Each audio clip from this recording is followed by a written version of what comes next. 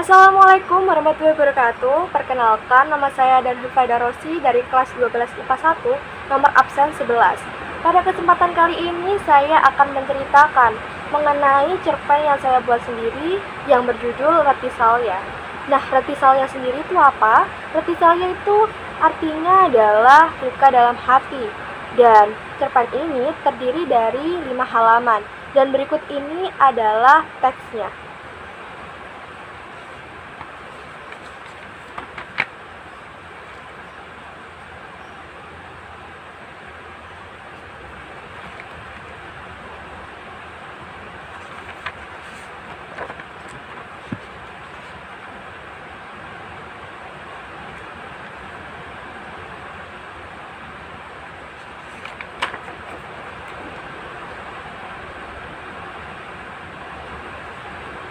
Nah, kemudian saya akan menceritakan bagaimana isi dari teks cerpen yang saya buat sendiri ini. Kenalin, aku Kanaya Afra Safiera. Ya, bisa dipanggil Kanaya, Naya, atau Yaya. Aku bisa dibilang orang yang periang, dan tentu saja aku adalah anak kesayangan ayah dan bundaku. Oh iya, aku mempunyai sahabat yang paling aku sayangi, dan dia itu adalah Clara. Kami sudah berteman sedari dulu di bangku taman kanak-kanak. Cukup lama, bukan? Saking lamanya, kami sudah seperti saudara sendiri. Dan banyak yang mengira kalau kita ini kembar. Padahal nyatanya tidak sama sekali.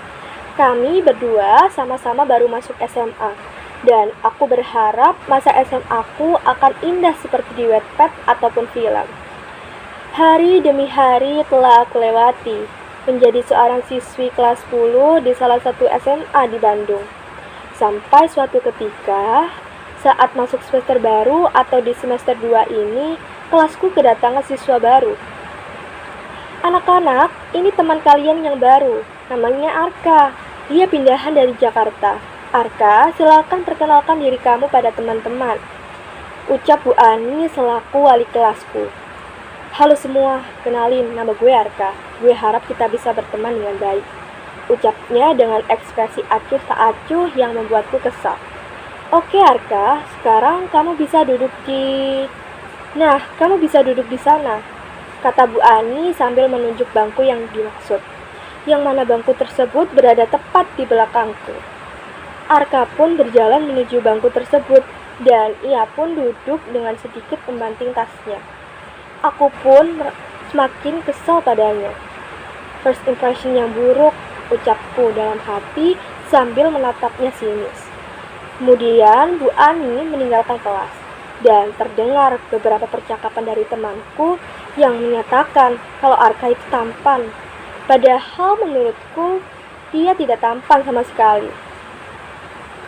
Beberapa bulan setelah menjadi anak baru, kini Arka sudah memiliki banyak teman. Dan banyak sekali perempuan cantik yang mendekatinya. Tapi herannya, dia tidak meresponnya sama sekali. Sebenarnya kami sudah saling mengenal, namun ia dan aku hanya mengobrol singkat, itu pun karena tugas di kelas. Sampai pada akhirnya aku kedapatan tugas kelompok yang beranggotakan aku, Clara, Keinan, dan Arka. Serta tugas ini mengharuskan untuk dikerjakan di luar sekolah. Sebenarnya aku tak masalah akan hal itu, namun aku sedikit malas kalau ada Arka. Namun apa boleh buat, daripada aku terkena amuk guruku, akhirnya aku memutuskan untuk menetap di kelompok itu. Dan kami sudah menjadwalkan hari untuk mengerjakannya di hari Minggu pagi. Seberkas sinar mentari menyorot wajahku, membangunkanku di hari Minggu. Aku pun bergegas dan bersiap-siap pergi ke kafe. Untuk kerja kelompok tentunya. Tak lupa aku pamit pada bundaku. Aku tak sempat pamit ke ayah, karena ayah belum pulang dari luar kota. Sampainya di sana, kami segera mengerjakan tugas tersebut. Sudah hampir 1 jam kami mengerjakan, tiba-tiba teleponku berdering, dan itu dari bunda. Aku pun segera mengangkatnya. Mataku mulai berkaca-kaca, dan tak bisa berkata. Aku sangat kaget mendapat kabar kalau ayahku kecelakaan. Aku menangis jadi-jadinya. dan semua temanku mencoba menenangkanku termasuk Arka. Kemudian aku menjelaskan apa yang terjadi, serta aku juga meminta izin pulang. "Kak, mendingan lo antar Yaya deh, kasihan dia kalau sendiri," ucap Kinan. "Ya, tapi tugasnya gimana, Nan?" jawab Arka. "Udahlah, biar gue sama Clara yang urus. Buruan sana susulin si Yaya." Arka pun bergegas mengejar dan menggenggam tanganku secara refleks. Maaf ya, bukan maksud gue gimana-gimana. Gue cuma mau nganterin lo doang kok ke rumah sakit," ucapnya. Awalnya aku menolak, namun dia bersikeras ingin mengantarku, dan akhirnya aku pun mengiyakannya. Sesampainya di tempat parkir rumah sakit, air mataku kembali menetes. Aku masih belum sanggup untuk menemui ayahku di dalam rumah sakit dalam keadaan seperti itu. Melihat diriku yang menangis, Arka pun mencoba menenangkanku, dan secara refleks aku memeluknya, karena aku sangat sedih dan bingung saat itu. Dengan perasaan lumayan tenang, kami pun masuk ke dalam rumah sakit dan menemui Bunda. Tak lama kemudian, dokter datang dan memberikan kabar bahwa ayahku selamat. Namun, ia mengalami patah tulang di bagian tangan. Kata dokter juga, patah tulang ini bisa sembuh kalau rajin kontrol. Hal ini membuatku lumayan lega rasanya. Setelah melihat kondisi ayahku, Bunda menyuruhku untuk pulang, karena besoknya aku harus sekolah. Bunda juga meminta tolong Arka untuk mengantarku.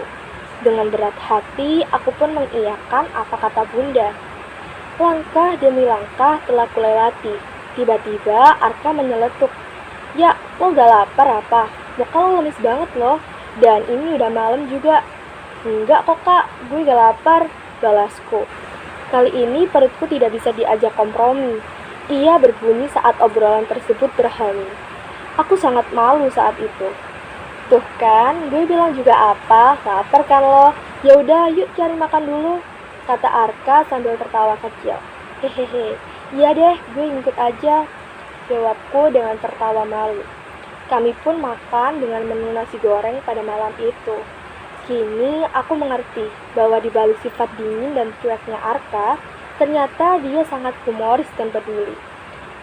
Semenjak itu juga kami semakin dekat dan kami pun berpacaran. Banyak kenangan indah yang kami buat. Ditambah ayahku yang dinyatakan sembuh total membuatku semakin bahagia saat itu. Lalu tibalah hari pengumuman kelulusan dan penerimaan mahasiswa maupun siswi di perguruan tinggi negeri. Di hari itu kami bertiga dinyatakan lulus dan diterima di PTN masing-masing. Aku di UGM sedangkan Arka dan Clara di ITB. Awalnya Clara dan Arka sedih kalau harus kutinggal pergi. Begitupun juga aku. Namun, bagaimana lagi? Karena ini merupakan suatu kewajibanku untuk mengejar mimpi. Sudah 1 tahun aku kuliah di Jogja. Cukup menyenangkan bagiku. Aku dan Arka juga saling berkabar satu sama lain untuk menjaga hubungan dan mengobati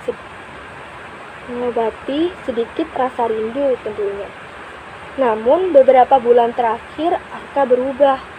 Ia sudah tak sesering dulu mengabariku, dan ia juga jarang membalas maupun mengangkat telepon serta pesanku. Kupikir ia sibuk dengan tugas kuliahnya, jadi aku memahami hal itu. Namun ternyata tidak. Saat aku pulang ke Bandung dengan membawa beberapa hadiah untuknya, tanpa sengaja aku menemukan Arka berada di stasiun yang sama denganku. Namun aku bertanya-tanya, siapa perempuan yang berada di dekat Arka dan kenapa ia memeluknya? Semakin kudekati, semakin jelas raut wajahnya. Wajah itu sudah tak asing lagi bagiku, dan dia itu adalah Clara. Aku tertegun melihatnya. Melihat mereka seperti itu serasa mimpi bagiku. Hadiah yang semula kugenggam tiba-tiba jatuh dengan sendirinya. Begitupun juga dengan perasaanku. Kemudian mereka menoleh ke arahku dan terkejut akan kehadiranku. Air mataku tak mampu lagi kubendung. Di situ aku menangis dan masih belum percaya kalau mereka bisa setega itu. Mungkin ini alasan mengapa Arka jarang mengabariku. Aku pun membalikkan badanku dan berjalan melangkah menuju keluar stasiun. Namun, tanganku digenggam oleh Arka. Ya, ini gak seperti apa yang kamu pikirin. Maafin aku, dan tolong dengerin dulu penjelasanku. Kamu tahu kan aku sayang sama kamu. Aku juga cinta sama kamu, ucap Arka dengan nada sedih dan bersalah. Gak ada yang perlu dijelasin, Kak. Ini udah kelihatan jelas di mataku. Aku heran, kenapa kamu bisa kayak gini ke aku. Kamu bilang, kamu bakal terus setia ke aku. Tapi mana buktinya? Selama ini aku udah jaga hati, tapi kamunya malah kayak gini. Kamu tahu gak rasanya ngeliat semua ini? Sakit, Kak. Sakit banget. Apalagi ternyata kamu selingkuh sama sahabatku sendiri. Kamu kalau bosen tuh bilang, biar kita cari solusinya, bukan malah kamu cari penggantinya. Kalau kamu cinta sama aku, gak mungkin kamu cinta sama yang lain. Ini artinya kamu gak bener-bener cinta sama aku. Aku minta maaf kalau gak bisa selalu ada dan belum bisa jadi yang terbaik buat kamu. Makasih atas semua kenangan indah dan kebaikan kamu. Tapi maaf, kali ini aku udah gak bisa sama kamu lagi, ucapku sambil melepas genggamannya dan masuk ke dalam taksi untuk pulang ke rumah. Aku masih meratapi semua yang terjadi, mencoba memahami namun sulit rasanya. Di rumah pun Arka menelponku berkali-kali, begitupun juga dengan Clara. Arka dan Clara juga beberapa kali datang ke rumah, namun aku menolak menemuinya. Sampai suatu ketika, secara kebetulan aku bertemu dengan Clara di sebuah coffee shop. Aku yang semula mencoba menghindar, kemudian mencoba mendengar semua penjelasannya. Yang intinya, ia dan Arka menjadi dekat dan nyaman satu sama lain semenjak aku tinggal pergi di Jogja. Clara juga meminta maaf padaku, dan ia bilang kalau dia sudah tidak berhubungan lagi dengan Arka sekarang. Dan aku pun sudah memaafkan semuanya sebenarnya, namun tidak semudah itu untuk mengikhlaskannya. Saat aku akan menaiki kereta untuk kembali ke Jogja, Arka pun mendatangiku. Ia meminta maaf padaku sambil menangis dan mencoba menjelaskan apa yang sebenarnya terjadi. Kak, udahlah, aku udah maafin kamu kok. Tapi maaf sekali lagi, aku udah gak bisa sama kamu. Aku harap ini semua bisa jadi pelajaran buat kamu. Jangan pernah nyanyain seseorang hanya karena kamu bosan. Makasih ya sekali lagi udah mau jadi sebagian dari perjalanan hidup aku. Udah, jangan nangis sedih gitu dong. Malu diliatin orang kali. Udah ya, aku pamit dulu, ucapku dengan senyuman terpaksa, dan kemudian aku pun masuk ke dalam kereta. Sekarang aku paham bahwa berharap kepada manusia adalah patah hati yang paling disengaja. Namun tak apa, terkadang hati harus dipatahkan untuk menyadari bahwa semua hal yang kita miliki tidak selalu terus bersama sampai akhir hayat nanti. Mungkin di balik ini semua, inilah cara Tuhan untuk mendewasakan. Dan aku yakin Tuhan akan memberikanku yang jauh lebih baik daripada ini. Mungkin ku tak akan bisa jadikan dirimu kekasih yang seutuhnya mencinta.